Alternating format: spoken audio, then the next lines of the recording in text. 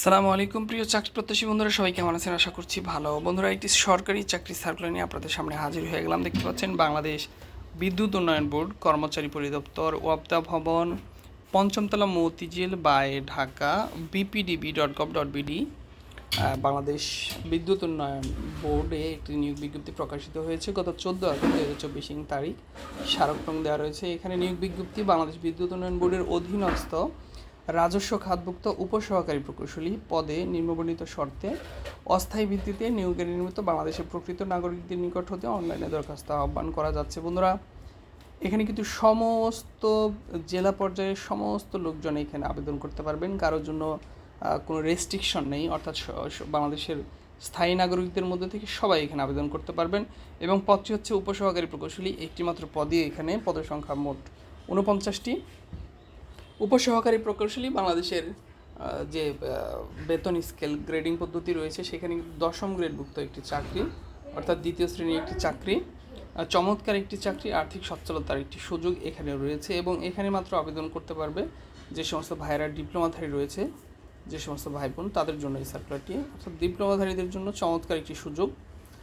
তো আমরা একটু সার্কুলারটি দেখে নিই। এখানে উপসহকারী প্রকৌশলী ইলেকট্রিক্যাল, মেকানিক্যাল, ইলেকট্রনিক্স, পাওয়ার এবং সিভিল ডিপার্টমেন্টের যে সমস্ত ডিপ্লোমাধারী ভাইরা রয়েছেন সেখানে তারা কিন্তু এখানে আবেদন করতে পারবেন। এখানে বেতন দেখতে পাচ্ছেন 16,000 টাকা থেকে 38,640 টাকা, জাতীয় বেতন স্কেল 2015 অনুযায়ী 10ম গ্রেডভুক্ত একটি পদ। এখানে পদের সংখ্যা রয়েছে 49টি। এখানে ন্যূনতম শিক্ষাগত যোগ্যতা বলে দেওয়া রয়েছে ইলেকট্রিক্যাল, মেকানিক্যাল, ইলেকট্রনিক্স, পাওয়ার, সিভিল ইঞ্জিনিয়ারিংয়ের ডিপ্লোমা এবং SSC/সমমান অথবা ডিপ্লোমা পরীক্ষার যে কোনো একটিতে GPA 3 থাকতে হবে এবং কোনো পরীক্ষাতেই GPA 2.5 নিম্নে নয়। এখানে বলে দেওয়া রয়েছে যে ডিপ্লোমা এবং SSC এই দুটি পরীক্ষার মধ্যে যে কোনো একটিতে কমপক্ষে CGPA 3 থাকতে হবে। এটি একটি ক্রাইটেরিয়া এখানে রয়েছে। এবং কোনো অবস্থাতেই 2.25 নিচে যদি CGPA হয় তাহলে কিন্তু আপনি এখানে আবেদনের অযোগ্য হিসেবে গণ্য হবেন। এখানে শর্তাবলী রয়েছে অনেকগুলো শর্ত। এখানে আপনারা এই শর্তগুলোর সমস্ত শর্ত পড়তে গেলে এখানে ভিডিওটি লম্বা হয়ে যেতে পারে। আমি যে সমস্ত জরুরি যে সমস্ত অংশ রয়েছে সেগুলো এখানে বলতে চাচ্ছি। দেখতে পাচ্ছেন বর্ণিত পদের জন্য বয়স সীমা এখানে 20 আগস্ট 2024 তারিখে 18 থেকে 30 বছর হতে হবে। এবং এখানে কোটাদারি যারা রয়েছে তাদের জন্য বয়স 32 বছর পর্যন্ত। যারা বিদেশে পড়াশোনা করেছেন, বিদেশ থেকে ডিগ্রি নিয়েছেন, তাদের ক্ষেত্রে কিন্তু ইকুইভ্যালেন্স প্রত্যয়নপত্র থাকতে হবে।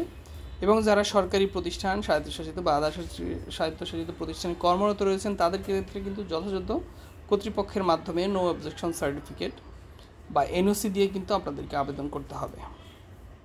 প্রার্থীদেরকে প্রাথমিকভাবে কোনো কাগজপত্র প্রেরণ করতে হবে না। লিখিত পরীক্ষায় উত্তীর্ণ প্রার্থীদের মধ্যে থেকে মৌখিক পরীক্ষার জন্য নির্বাচিত প্রার্থীগণকে মৌখিক পরীক্ষার সময় আবেদনপত্র লিখিত তথ্যাদির সমর্থনে প্রয়োজনীয় কাগজপত্র দিয়ে সত্যায়িত অনুলিপি জমা দিতে হবে এবং মূল কপি অবশ্যই প্রদর্শন করতে হবে।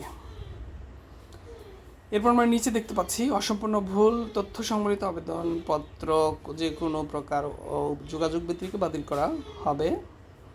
এখানে লিখিত এবং মৌখিক পরীক্ষার অংশগ্রহণের জন্য কোনো প্রকার TAD প্রদান করা হবে না, অবশ্যই আপনারা জানেন। এবং কীভাবে আবেদন করবেন সেটি একটু দেখে নিন। এখানে ওয়েবসাইটটির লিঙ্ক দেওয়া রয়েছে এবং আবেদনপত্র শুরু হয়েছে গত 20 আগস্ট 2024 সকাল 9টা থেকে। বা আবেদনপত্রের জমা দেওয়ার লাস্ট ডেট হচ্ছে 8 সেপ্টেম্বর 2024 তারিখ বিকেল 5 ঘটিকা পর্যন্ত।